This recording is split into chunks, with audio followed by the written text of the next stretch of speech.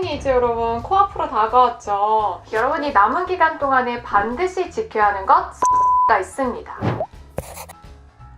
여러분 안녕하세요, 이다지입니다. 수능이 이제 여러분 코앞으로 다가왔죠. 여러분 어떻게 지내고 계세요? 선생님은 오늘 여러분이 수능 전에 꼭 해야 하는 것들, 공부 방법이나 생활 습관, 그리고 수능 당일에 뭐를 먹고 어떻게 생각하고 뭘 입어야 할지까지 싹 정리해서 알려드리려고 해요. 여러분이 남은 기간 동안에 반드시 지켜야 하는 것, 수면, 식사, 마음가짐. 시험이 다가올수록 불안하고 초조한 건 모두 다 그래요. 근데 그거 아세요? 불안감은 불규칙성에서 나와요. 규칙적인 생활, 그러니까 규칙적으로 식사를 하고 규칙적으로 잠을 잘 수 있다면 이것만 유지되더라도 불안감은 훨씬 줄어듭니다. 이런 규칙적인 생활에 반드시 필요한 게 바로 21일이라고 하는 기간이에요. 원래 안 하던 걸 새롭게 하려고 하면 익숙해지기까지 최소한의 시간이 21일이거든요. 거기에 가장 중요한 것이 바로 긍정적인 태도를 가지는 겁니다. 여러분에게 지금 가장 큰 고민을 물어보면 정말 똑같이 다 하는 말이 있어요. 최악의 상황만 자꾸 생각나요. 또 수능을 봤는데 실패할까봐 겁이 나요. 노력한 만큼 결과가 안 나올까봐 걱정돼요. 이런 거죠. 근데 다 어때요? 전부 다 공통점이 있죠. 결과에 대한 불안과 공포. 근데 우리 삶에는 바꿀 수 있는 영역과 바꿀 수 없는 영역이 있어요. 여러분이 불안해하는 거는 우리 힘으로 바꿀 수 없는 미래에 대한 부분이에요. 우리가 마음 졸이고 신경 쓴다고 바뀌는 게 아니잖아요. 하늘에 맡기세요. 여러분은 여러분이 1년 동안 공부한 것들을 정말 후회 없이 억울하지 않게 수능 시험장에서 잘 꺼내는 것에 집중하셔야 합니다. 지금부터 해야 될 게 있습니다. 수능 당일을요, 정말 생생하게 상상하고 계획하는 거예요. 예를 들어 이런 정도까지 계획을 해보는 거예요. 수능 당일날 몇 시에 일어난다. 일어나서 맛있게 밥을 먹고 난 다음에 시험장으로 이동하는 동안에는 수능 금지송이 들리면 수능 시험장에서 자꾸만 생각이 날 수 있으니까 귀마개를 하고 이동을 한다. 교실에 도착해서 책상이 덜컹거리진 않는지 체크한다. 1교시 시험지를 나눠주는 시간에는 눈을 감고 긍정적으로 자기 암시를 한다. 시험을 잘 풀어나간다. 이 정도로 구체적으로 생생하게 상상을 하는 겁니다. 정말 놀랍게도 생생하게 상상하는 연습을 자주 할수록 실제 상황에 돌입했을 때 평상시 상상했던 것처럼 시험에 임할 수 있어요. 이게 진짜 중요한 포인트가 뭐냐면 그냥 순서만 구체적으로 상상하는 게 아니라 여기 여러분의 감정을 넣어야 해요. 시험지를 받을 때 여러분의 기분은요, 잘 풀 수 있다는 확신, 침착함, 완벽한 사고력으로 내가 임하겠다, 이런 각오와 감정까지를 상상하는 거죠. 여러분, 수능이 한 달도 안 남았잖아요. 지금은 새로운 걸 공부하는 시기가 아니라 이미 배웠지만 제대로 습득되지 않은 부분을 온전하게 내 것으로 만드는 시간입니다. 그런데 이게 잘 안 되는 게 지금 당장은 여러분들이 마음이 급하니까 부족한 게 너무 많이 보이잖아요. 이걸 허겁지겁 메우려고 할 거예요. 그러다 보면 공부가 점점 꼬이겠죠. 분명 이런 친구도 있을 거예요. 국어 공부하려고 국어 모의고사를 푸는데 머릿속으로는 자꾸 지금 이거 푸는 게 맞나? 이 시간에 수학이나 사탐이나 어느 부분을 더 확실하게 해야 되는 거 아니야? 이걸 어떻게 하냐면요, 선생님도 그랬거든요. 근데 분명한 건 이런 친구들은 없어요. 나는 이번 수능에 나올 수 있는 모든 내용을 완벽하게 마스터했어. 이런 생각으로 시험장에 들어가는 학생은 없다는 거죠. 불안하니까 새로운 봉투 모의고사도 구해서 풀어보려고 하고 아니면 대치동에 있는 현강 자료를 구하려고 노력할 게 분명히 보여요. 이런 거 하지 마세요. 내가 아무리 모의고사 10회를 더 풀어봤자 틀렸던 거에서 다시 틀리게 되어 있습니다. 내가 이미 배웠는데 여전히 약점인 부분을 찾아서 보완하셔야 여러분이 이미 많이 들어보셨을 얘기인데요. 수능 시간표를 맞춰서 공부하는 거 중요합니다. 국어 시험 시간에 국어 풀고 점심시간도 맞춰서 한번 먹어보세요. 만약에 여러분들이 항상 내가 문제를 풀 때 발문을 잘못 읽어서 실수를 한다고 가정을 해볼게요. 그럼 여러분들 다들 시험 보기 전에 어떻게 생각하세요? 이번에 문제 잘 읽고 실수하지 말아야지 하죠. 근데 이건 구체성이 없는 거예요. 선생님이 실수도 적어놓으라고 하는 이유가 문제를 풀 때 실수는 모두 구체적인 생각이 없는 상태에서 발생합니다. 만약에 발문을 잘못 읽어서 실수한 적이 있으면 무조건 문제를 읽을 때는 발문에서 옳은 것인지 옳지 않은 것인지를 먼저 체크한다. 이런 식으로 실수를 적어놓으라는 거예요.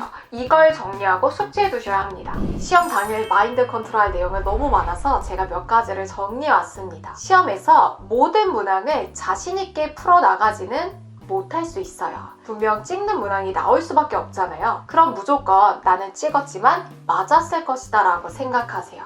만약에 국어 시험이었다면 찍은 문항이 몇 개가 있어. 그래도 내가 이 찍은 문항 다 맞을 수 있다라고 생각을 하면 그 뒤에 치르는 수학, 영어, 탐구도 흔들리지 않고 문제 풀 수 있어요. 실제로 이 마인드로 시험을 봐서 대박난 제자가 있는데 국어 시간이 끝나고 나서 찍은 게 있지만 왠지 감이 잘 본 것 같다는 생각이 들었대요. 근데 결과적으로 전체 영역에서 국어를 제일 못 받고 평상시보다 훨씬 더 많이 틀려서 6개나 틀렸더래요. 근데 본인이 국어 영역 끝나고 나서 찍은 거 다 잘 푼 것 같다라고 생각을 하니까 그 뒤에 치르는 수학, 영어, 탐구는 평상시보다 잘 보게 돼서 국어를 제외한 나머지 영역의 덕으로 좋은 대학에 갈 수 있었습니다. 만약에 국어 영역 끝나고 나서 나 찍은 거 다 틀린 것 같아 이렇게 생각했으면 뒤에 치러지는 시험을 정말 자책하면서 내가 왜 그랬을까 이러면서 치르기 때문에 잘 못 볼 수 있었겠죠. 여러분도 시험을 무조건 잘 봤다고 생각하는 뻔뻔함이 필요합니다. 제가 꼭 당부하고 싶은 게 시험 시간 자체가 길잖아요. 사회탐구 보기 전에 멘탈이 나갈 수가 있어요. 실제로 많은 친구들이 사회탐구 시작하기 전에 국영수가 끝나고 나면 괜히 센치해져서 내가 이걸 위해서 아직까지 공부해왔나? 이렇게 생각이 들면서 약간 멍 때리게 된대요. 이때 정신을 놓으면 안 되니까 다시 한번 기합을 넣으시고 사탐을 치르셔야 합니다. 스스로를 위한 간단한 응원 문구를 써가시면 좋아요. 어떤 응원 문구냐면 1교시 시작 전에 읽어야 할 문구,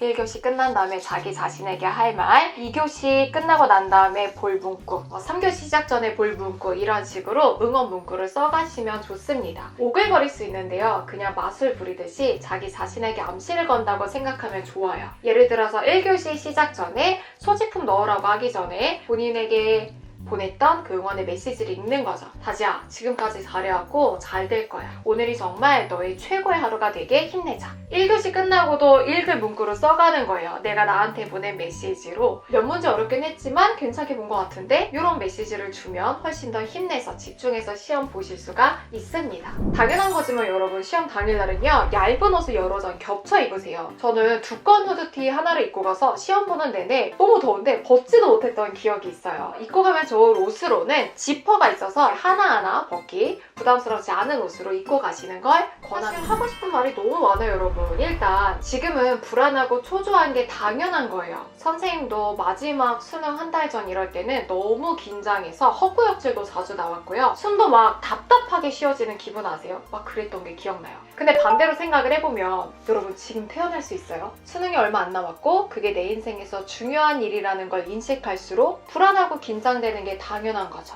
그 감정을 그 자체로 인정하면 돼요.